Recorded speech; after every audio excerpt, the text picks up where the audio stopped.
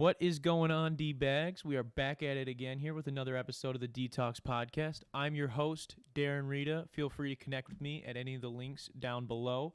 And if you're new here and you enjoy music, podcasts, or comedy, do consider subscribing because we do that from time to time here. And we're trying to hit 600 subs, and I think, what are we at now, like 560 something? So if we could get that by the end of the month, that would be crazy awesome. And before I get into this episode, I want to talk to you guys a little bit about car insurance. These days, it seems as if we're able to do more and more from home. So while you're at home, why aren't you saving money on your car insurance? Your hometown agency of Kenosha Auto Insurance has specialized for years in simple, hassle-free insurance using the latest in touch-free technology to help you and your family get the best rates. So what are you waiting for? Give them a call today at 262-448-4141. That is 448-4141, and the website is kenoshains.com. One more time, that's 262-448-4141.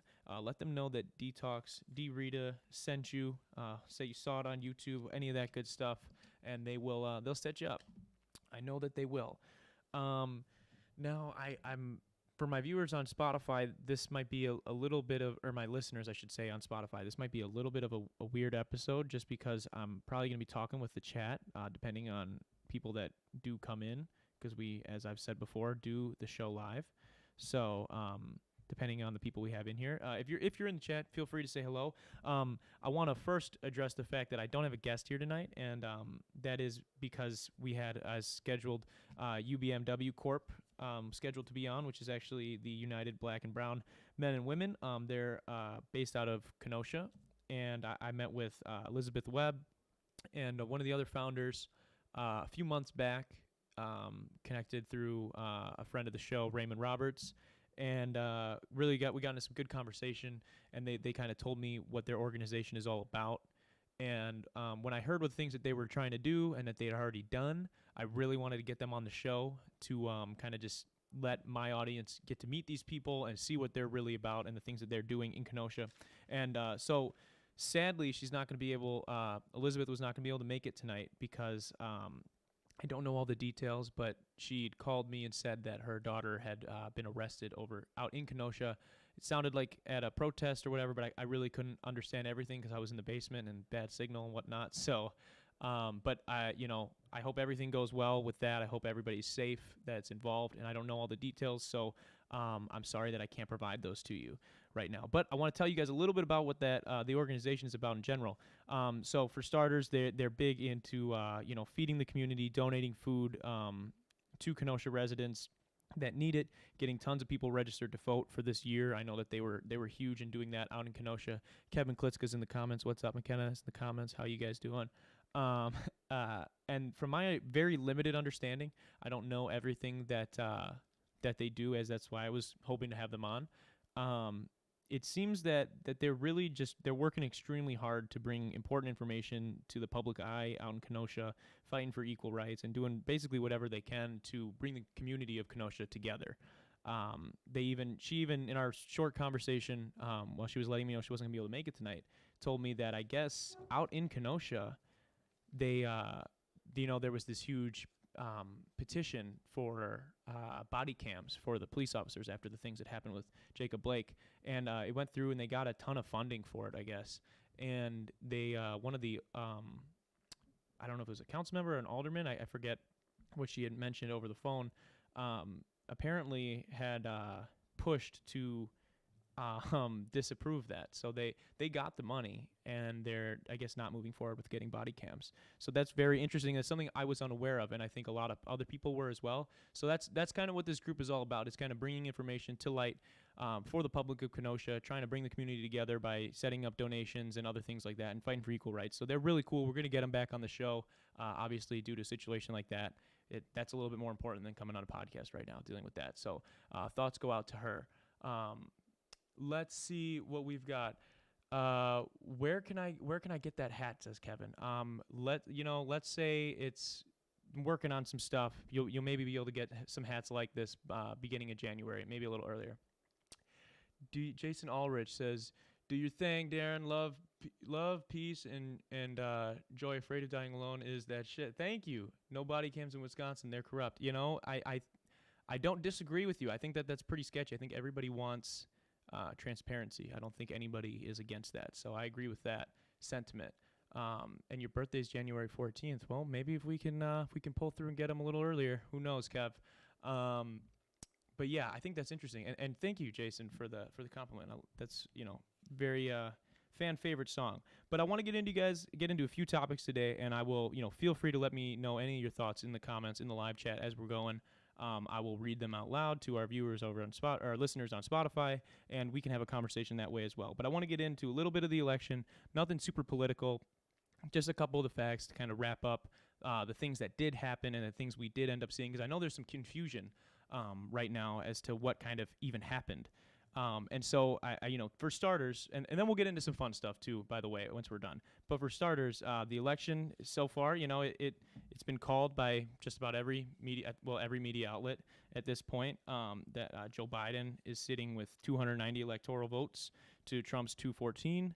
And it looks like Biden is going to end with 306. And we know that this was, I wouldn't say this was by no means a landslide victory for Joe Biden or the Democratic Party. What up, Darren? Love the podcast. Zach Hacker, what's up, man? How are you doing? Good to hear from you. We're talking election right now, so we're kind of just going over some of the facts. So we've heard these things been thrown out, these fraud allegations, and we're going to get into a little bit if those are legit or not.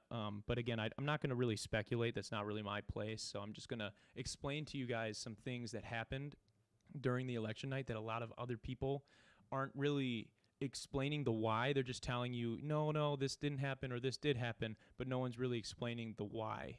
And that for starters is the apparent red mirage. This idea that the election was stolen.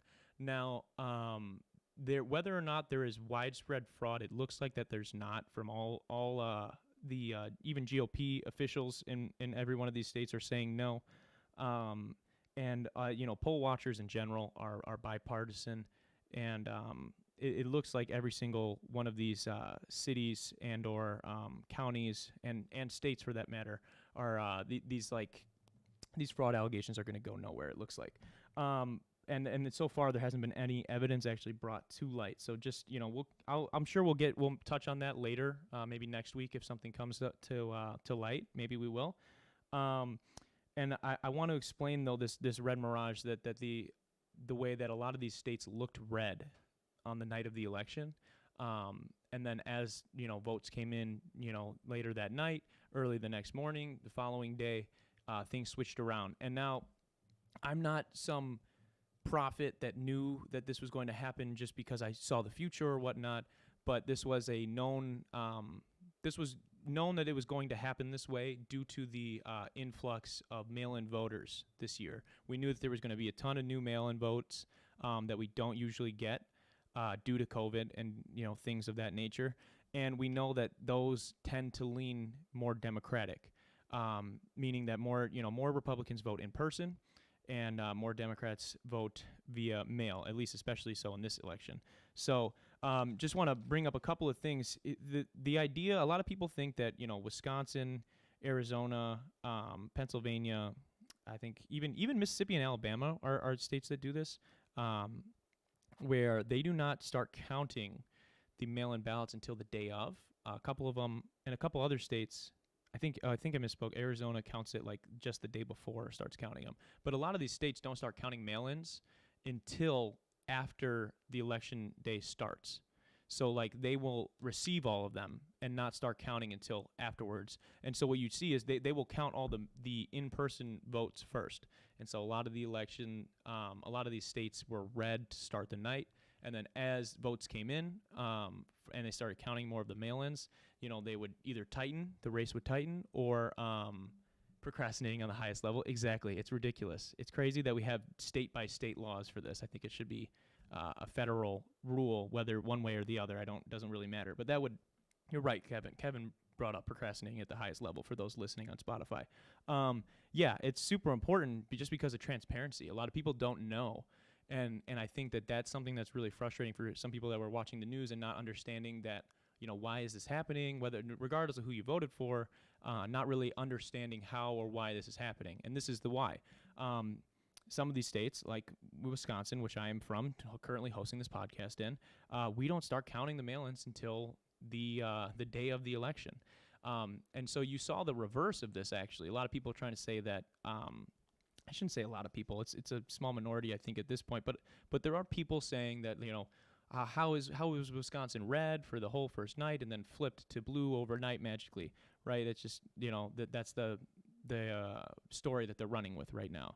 And the reason is just because of that, because they don't count them until after November 3rd starts and continues on. And mostly they're going to be focusing on the ones that are coming in that day first. But Florida, like I was saying, actually we saw the opposite, right? Where Florida and other states have like changed laws recently where they will, as they get mail-in ballots, start counting them. Now they can't report those numbers until November 3rd, but they will count them as they come in. And those type of thing, that's first off much more efficient, way less workload on the poll workers and whatnot. What's Kevin Kliska saying? He says, I agree with that. They should have all followed the same guidelines, especially with COVID and everything.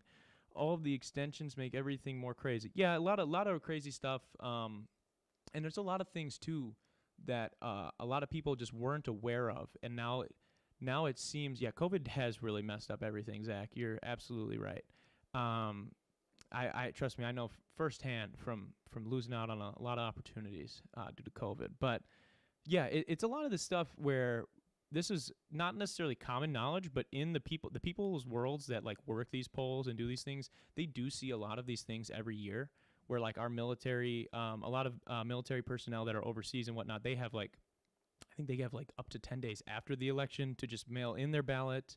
I think I was reading, I think most of the states don't even have to get their final count in before, I think they have to get their final count in by the like 10th of December. So it's really crazy. And that's how it's been. That's how it's stood for however long. Now, usually we know much quicker than that, and those few mail-in ones don't really matter as much because it's very, very a less amount, I should say. There's like not nearly as significant amount as there was this year, but again, that's due to COVID. So it's just kind of crazy, and I think it exploits the outdated system that we have for this. So hopefully moving forward, they can figure something else out that will be better, more efficient for everybody. But yeah, I just wanted to be super clear with you guys on as to why that's happening, because I know even myself, it's frustrating when you just hear people from opposite sides of the spectrum just kind of shouting nonsense at one another and not really giving you any why. So I just wanted to let you guys know that side of things. Also, what do we got? I wanted to talk about there was a video that went viral on Twitter that a lot of people it was frustrating with the swing states. Yeah, it's definitely highlighted in swing states where you actually will see, when it's a 1% to a 0.5% difference, when it flips one way or the other, it's definitely confusing to a lot of people when you don't understand why. But I wanted to talk about, there was a video of the duplication station in Pennsylvania that went viral where Kathy Ann, my daughter and I voted absentee ballot in person. When asked, we were told our votes would be counted last. You voted absentee ballot in person? When asked, we were told that that's interesting. Yeah. Duncan, how we doing? Duncan joins. Yeah, but that makes sense, I guess, because if you were in person and you got an absentee and then you turn that in, yeah, I guess that would make sense. But yeah, it's very weird. It's bizarre how they do it that way, especially here in Wisconsin when they can't count it until after they're counting, or as they're counting the in-person day votes, right? But there was this video that I wanted to talk about that went viral over on Twitter, where you had some right-wing figures reposting this and whatnot, not fully understanding what it was that was going on. And it appeared in the video, there was a man in Pennsylvania taking ballots, and it looked like he was, creating new ballots, like writing in his own things. And I heard there was votes in Pennsylvania from people that have been deceased. Yeah, this is something that happened. I'll get to that in a second. Kevin, remind me of that if I don't get to it. But so these what was I getting at? I was talking about the duplication. Yeah, right. So this guy, it looks like he's, creating new ballots, false ballots, whatnot. And then it's later corrected because it's security footage that's being live streamed to the public for transparency, and people then like took it out of context for whatever reason. And it actually was the specific duplication station, where what happens is when you do a lot of these mail-in ballots and even in-person ballots that are paper ballots, the non-electronic ones, a lot of times, us Americans, we've all taken tests before, I'm sure, Scantrons that didn't work right, or, a teacher misgrades your quiz or whatnot. And so basically there are stations set up for when ballots are non-legible. They're not able to decipher who clearly who actually won or who was picked in this ballot, right? There is a station set aside for all of those ballots so that one person will look at it and they make a decision as to who this person actually voted for in every case, right? Senate races, local elections, and presidential ones as well, right? And so they make that decision based on what they see, and then that has to be checked by bipartisan people, so by one Republican, one Democrat, and then in some states it's actually checked by a third person. So in Pennsylvania, I don't think it was checked by 3 people, but it was checked by bipartisan people every time. And this was a duplication station. So I just wanted to clear that up because I know a lot of people were like freaking out and up in arms, and rightfully so. If you think something crazy like that is going on, you should be asking questions. But Kevin said, I heard there were votes in Pennsylvania from people that have been deceased. Yeah, I heard that too, Kevin, and in Michigan too. Yeah, the people using Sharpie also, it's just all corrupt because they wanted Biden to win. Big tech. Throwing a lot of words out there, guys. I don't know that, I wouldn't say that, I would say politics, where I would agree with you, Zach, is that politics in general are pretty corrupt. I don't know that we still have no evidence, actually like ever, of our elections being undermined by mass amounts of voter fraud. We do, in fact, and this is what I was saying earlier, how this election has exposed a lot of things to, like, as people I feel like are more tuned in, a lot of things that happen every year. We're just now all noticing them because we are now all paying attention, which is good. That's how democracy should work. We should all be paying attention to these things and all be plugged in. But that's something that happens just about every single year, and I think it's some ridiculous glitch in our system. And people are, I think, so in some ways there are people trying to commit fraud, but you have a lot of these ballots that do come in. I wouldn't say a lot. There are ballots that I've heard that come in from people that seem to have been deceased. And sometimes it's true and sometimes it's not, but they always get rid of and remove those deceased ballots because obviously that's an undermining of our democracy, and that's not something we stand for. And here's the thing that I really just want everybody to understand, and this is, I'm not any type of political figure, so I have nothing to gain from telling you this. The people that work as poll watchers and poll volunteers, it is, I believe, in almost every state, it's volunteer, right? Like, so it's volunteer, and they're really working their asses off to do this, and it is bipartisan, like I was explaining in Pennsylvania, and other states. I don't know if Pennsylvania does the 3 check, but a lot of these states, it's 2 people checking each ballot that are from each party, and then a third person coming in that is supposed to like either be is made clear where their political affiliation is. So it's very transparent. Has it been officially called, or only media has called it? I believe he's won every state. I think there's like some stragglers, like I was saying, military ballots have a little bit to get in. Some mail-ins are not going to be fully in yet, but it looks by percentage-wise that he's going to win because Trump needed to win Pennsylvania and others. And it looks like he is not going to win. Well, it looks like they already called Pennsylvania, and he didn't win Arizona, Nevada, and it looks like he's going to lose Georgia. So I don't know. But it's pretty much called for Biden at this point, where we are right now. Come talk to me in a couple of days. Maybe it'll be a different thing. But again, I just wanted to clear that up because I know a lot of people. It is frustrating when you don't know, or even if you voted for, you wanted your candidate to win, or vice versa, and they don't, or they do. When you don't know the why, it's frustrating. What about the Supreme Court hearings? Yes, the Supreme Court hearings, Kevin, that's a great question. So the Supreme Court hearings, I'm sure, will happen at some point, but there's already been, I was actually reading up on this a little bit. I've got some articles here where a lot of people in Trump's camp have already said that they are pretty aware that they don't have a lot of substantial evidence. Like they're hoping it's, yeah, we have no way of knowing because we've been deprived of inspecting all of the ballots. But, and this is, I think this is even coming from Giuliani, who, yeah, they filed about 4 or 5 lawsuits and so far have not presented any evidence publicly. So maybe they have something behind closed doors that we don't know about.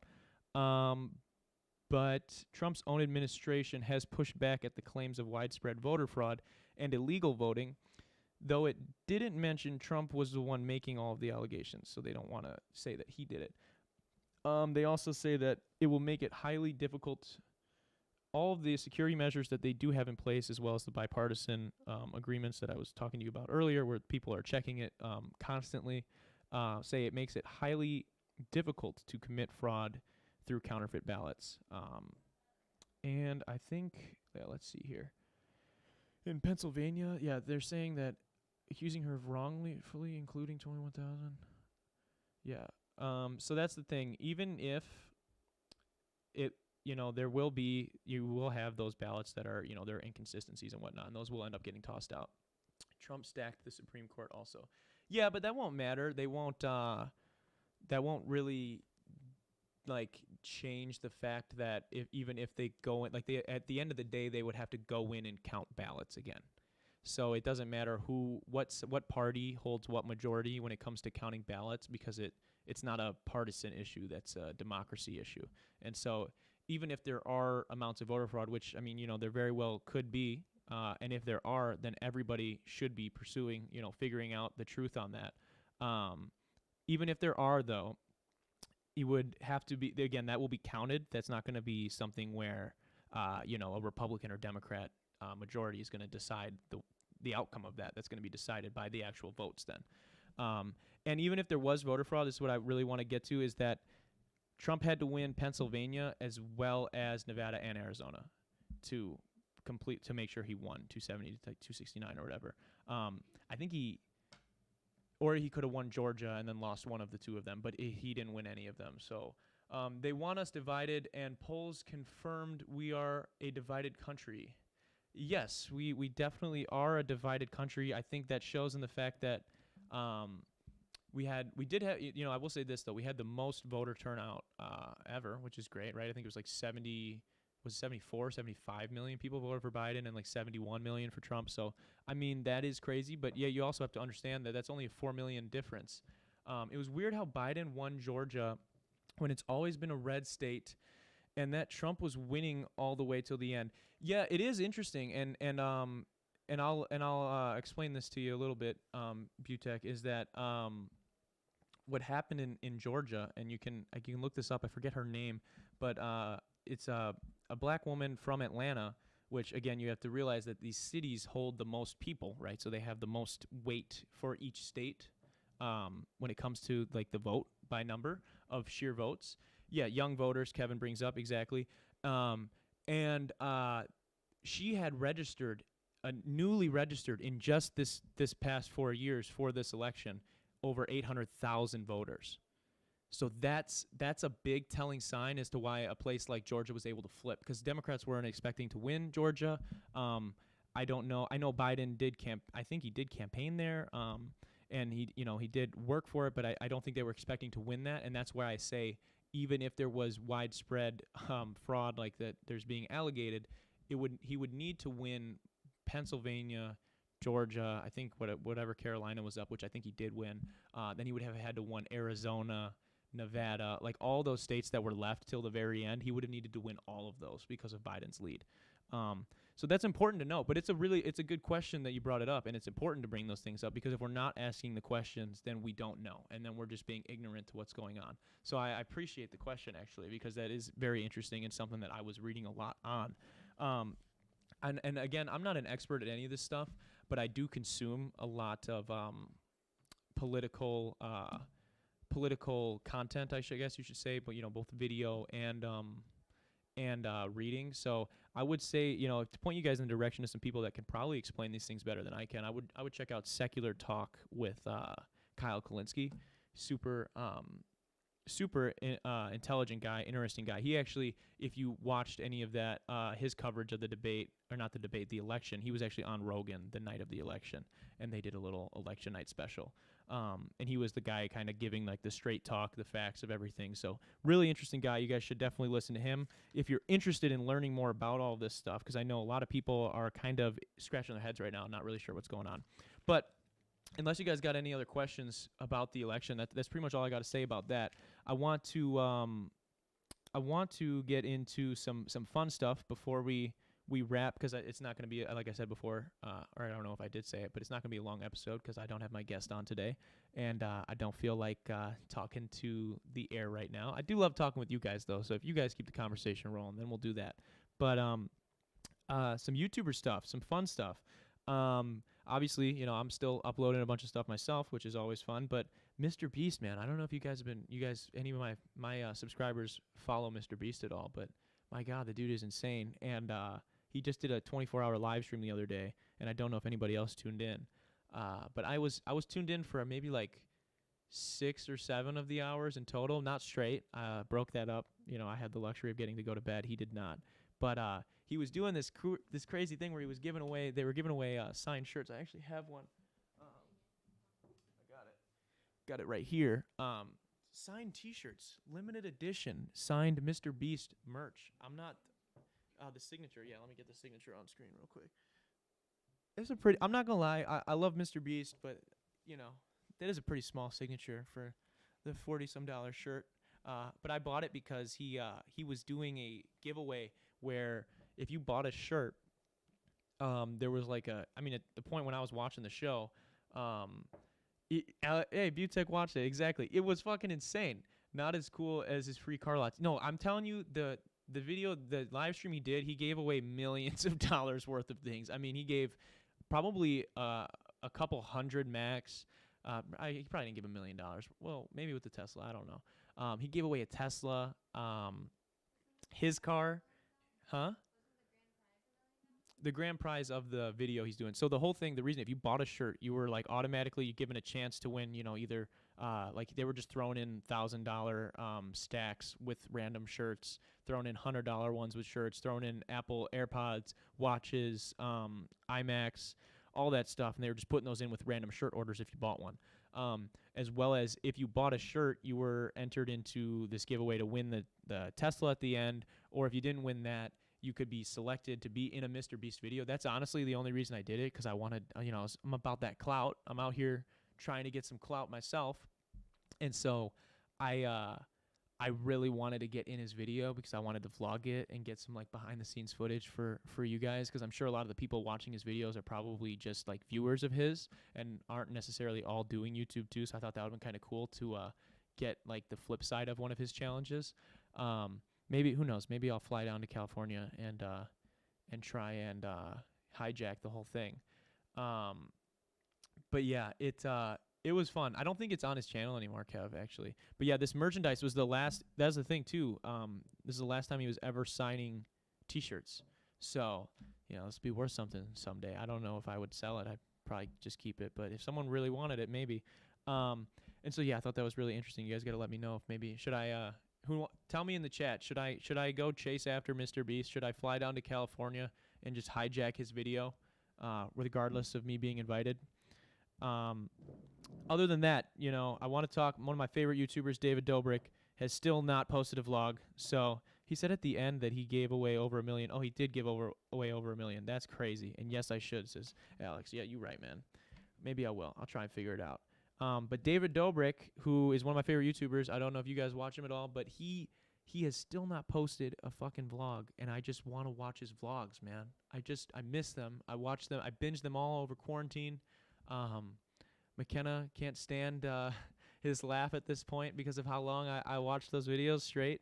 But he's out here streaming on Twitch, playing video games, you know, hosting a TV show over on Discovery, and now he's got an app and a what else has he got? Oh, and a perfume. So maybe we'll try out the perfume and do a review or something, try and get his attention, as if 1 million people aren't already doing that. But it was really funny, actually. I just kind of got to consume. This will probably be the last thing we're going to talk about here today. I watched his friend, so Jason Nash, if you know the Vlog Squad, did a roast of Jason Nash. McKenna's saying this behind the camera. She's not the biggest fan of Jason. I'm gonna meet Jason one day, and I'm gonna tell him how you feel about him. But they did a roast of Jason Nash, and it was hilarious. And the whole Vlog Squad was roasting each other and whatnot, but they were making fun of David for not posting. And I just thought that was funny, and I wanted to bring that up to you guys and see if maybe you guys also enjoyed his content.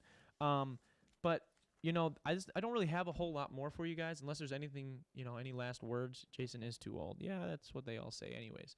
Unless there's anything else you guys have, I'm probably going to get to wrapping this one up, and then I'll see you guys again next week with Brielle will be on the show, McKenna's sister. Oh, let's see. Have you seen those animated videos roasting these YouTubers? I know of a couple of like a commentary channel that's like an animated channel. I know there's the one, if you guys know who Jarvis is, he, I forget his last name, but he's like a commentary channel, and he made a video about this like animated channel that was beefing with him, and it was hilarious. So other than his video, I really am not super versed in that stuff.